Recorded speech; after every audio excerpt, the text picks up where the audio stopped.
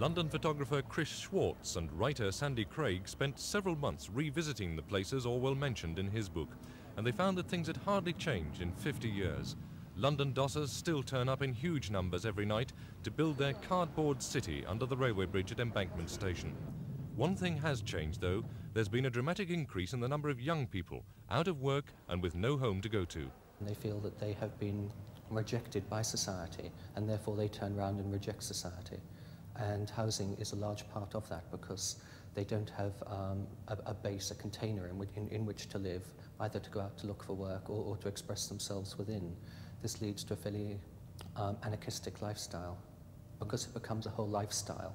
Because there isn't a place within mainstream society, people need to carve out a place for themselves in a way that counters the way mainstream society are living, and this does get involved in what we'd call criminal activities, without doubt.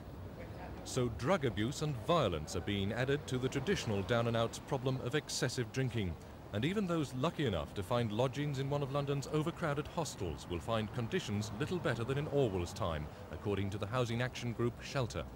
Traditionally, we haven't provided suitable accommodation for single people. Inevitably, some people find that they can't get good accommodation. They end up in the hostels. They end up drifting. Well, now what can be done to put that right? Well, it's going to cost money, and that's where the argument always breaks down, because in the final analysis, governments haven't provided enough money. We need a range of accommodation to be provided, smaller hostels, sometimes with support, social work support or education support, but by and large we just need more accommodation, more suitable flats to be built, more small hostels. Meanwhile, a new generation is joining the queue for the best pictures underneath the arches. Magnus Carter in Cardboard City for Thames News.